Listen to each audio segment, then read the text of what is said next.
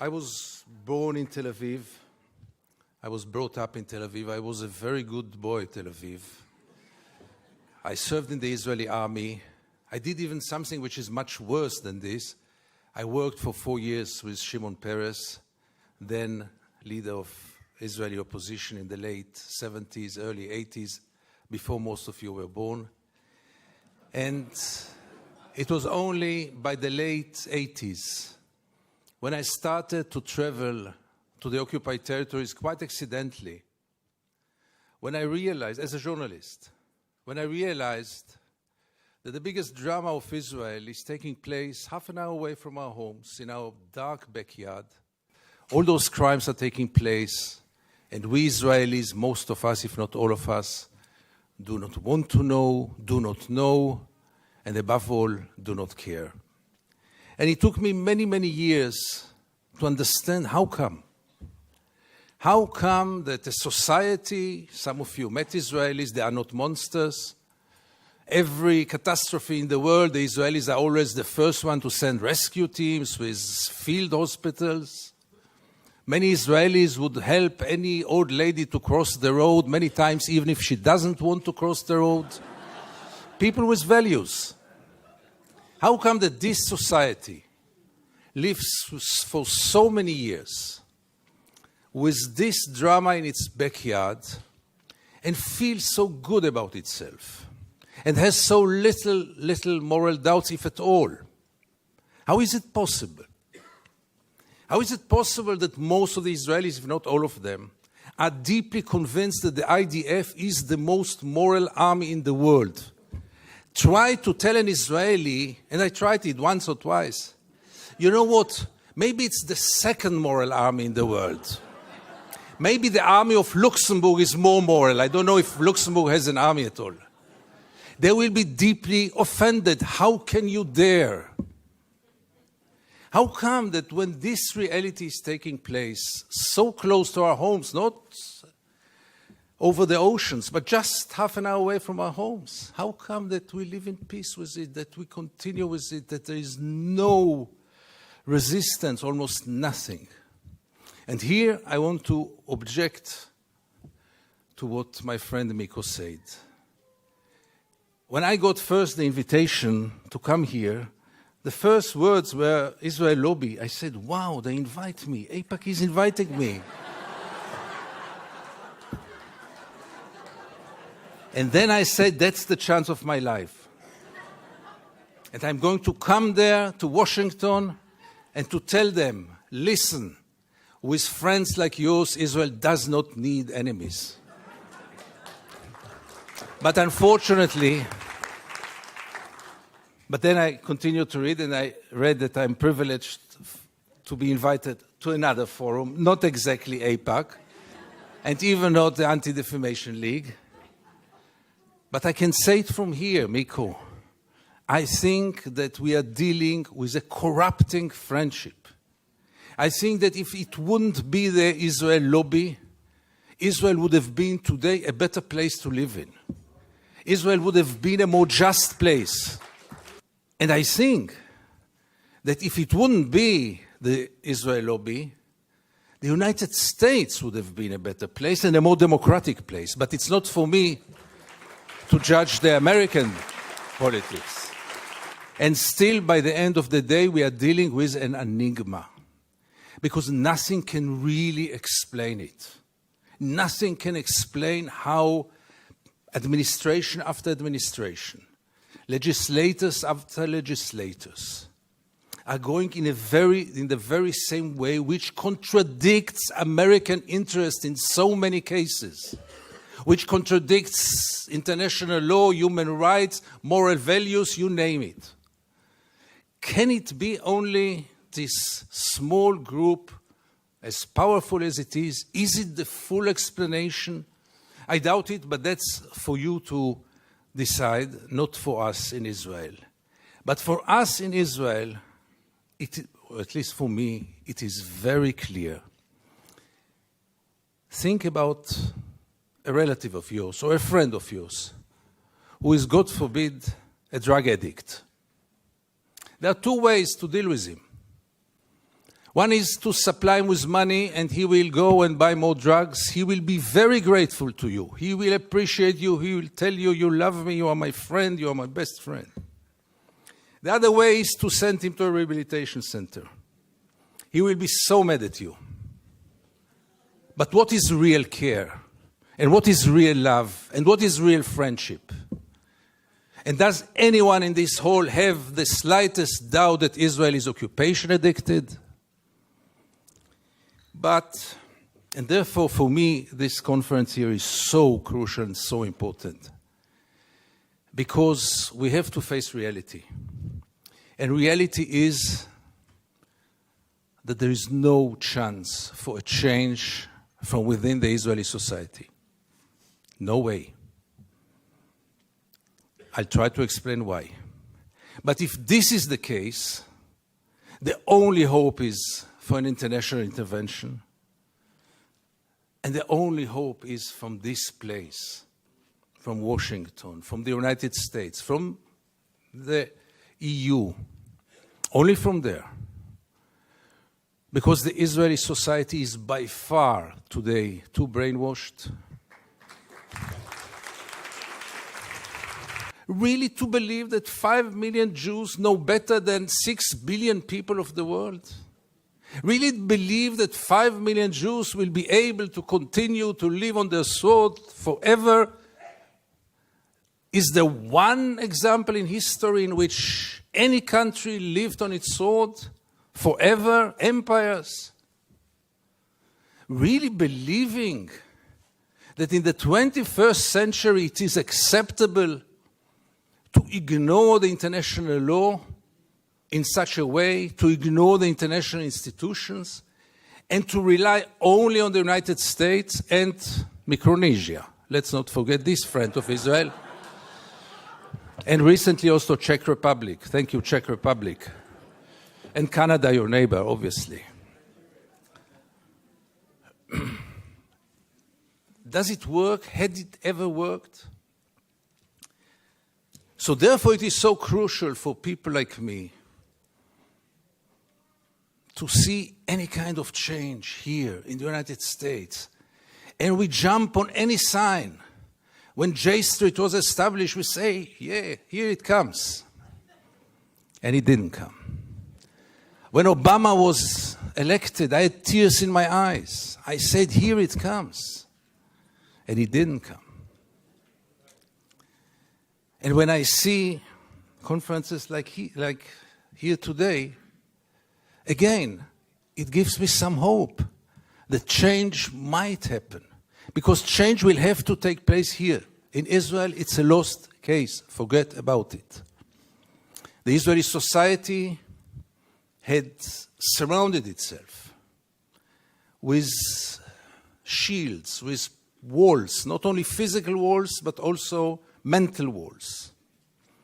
I don't want to get into it because it's another lecture, but I'll just give the 3 principles which enable us Israelis to live so easily with this brutal reality.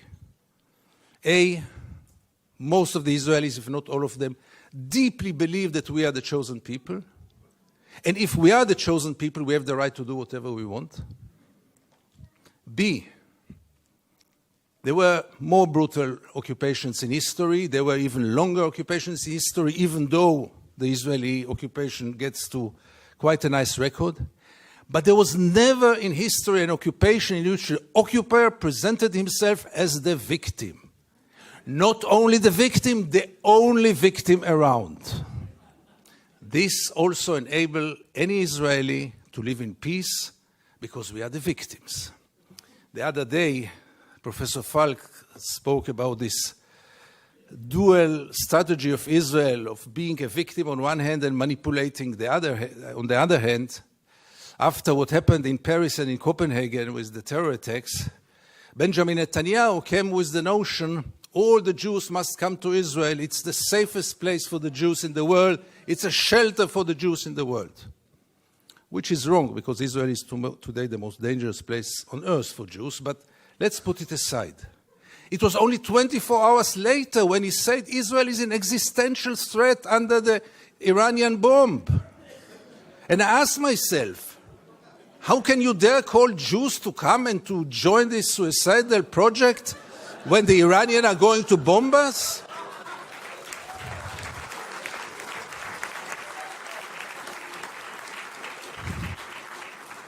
But in Israel, everything goes, and both declarations were accepted as the only truth. And here I get to the third set of values which enable us Israelis to live in peace with the occupation. And this is maybe the most crucial one and the worst one. We say victimization, we say chosen people. When I say victimization, it goes without saying we have to mention the Holocaust and the unforgettable Mrs. Golda Meir that the American jury had exported to Israel. She said once, this unforgettable woman, that after the Holocaust, the Jews have the right to do whatever they want. But the third set of values is the most dangerous one, and this is the systematic dehumanization of the Palestinians, which enable us Israelis to live in peace with everything, because if they are not human beings like us, then there is not really a question of human rights. And if you scratch under the skin of almost every Israeli, you will find it there. Almost no one will treat the Palestinians as equal human beings like us.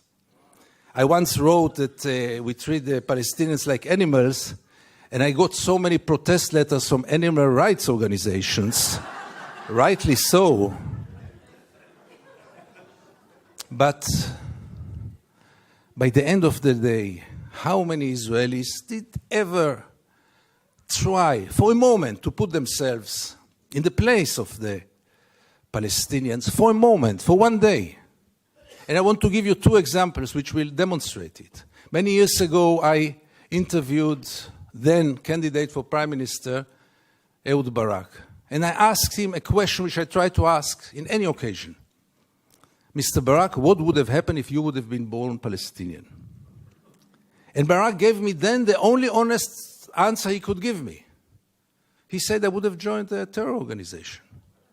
What else would have he done? Would he become a poet? He doesn't know to write poems.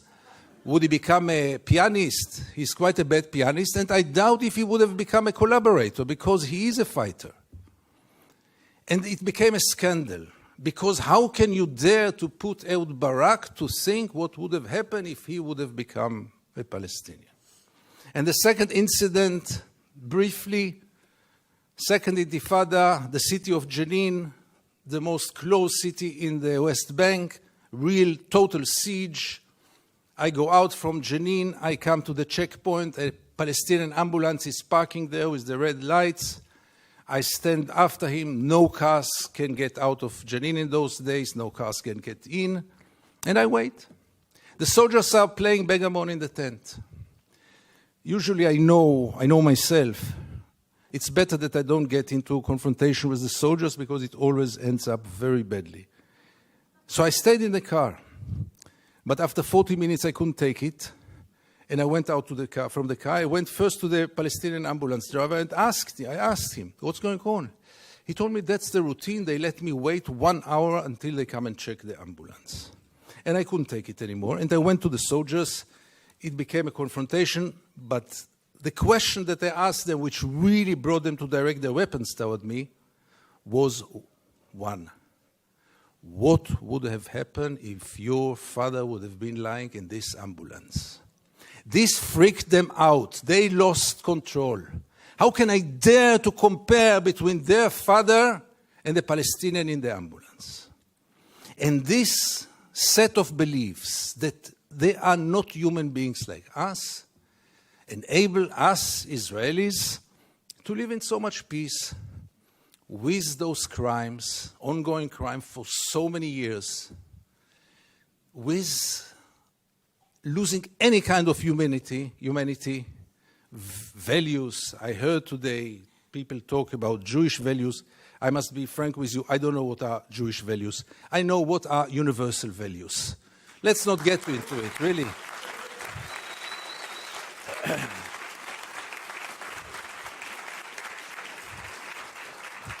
There are very clear universal values. And there is a very, very clear international law. But for most of the Israelis, international law is very important. But not for Israel. Israel is a special case. Why is it a special case? And again, you get with all those set of values, with this living in denial. And here I want to get back to the topic of our panel. Is it good for Israel? No, it's very corrupting. Because as long as the United States enable Israel to continue, obviously the Palestinians are the first and direct, unbelievable victim of it. But by the end of the day, what will Israel be after all those years? What is it already today? Where does it direct to? And things are getting worse and worse. And therefore I have so little hope about change from within the Israeli society. Because things, as you might know, are going more and more to the nationalistic, militaristic, religious direction, with very little hope that change will come from within. Why would Israelis go for a change? What incentive? Why would they bother? Life is so good. You should have seen Israel in the days when Gaza was bombed, when the beaches were crowded, the helicopters were passing on their way to bomb Gaza. The Israeli TV hardly showed photos from there. Newspapers hardly wrote anything. I wrote one article about the responsibility of the pilots, and I needed to use bodyguards to get out of my home after this. The problem was, by the way, that the bodyguards were settlers, and they argued with me all day long until I saw that I'm much more secure without the bodyguards rather than with them.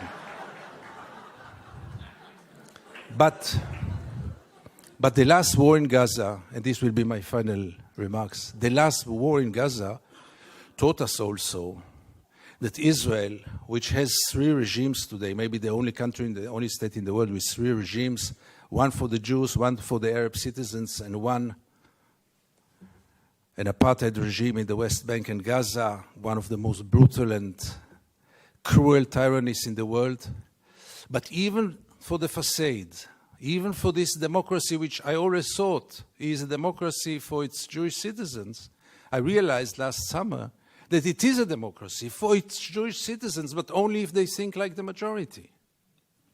And therefore, and by this I want to conclude, I want to tell you all that few of us, very few, much too few, but few of us are looking to the West, Europe, and then United States, with a great hope, because we lost hope in Israel. Thank you very much.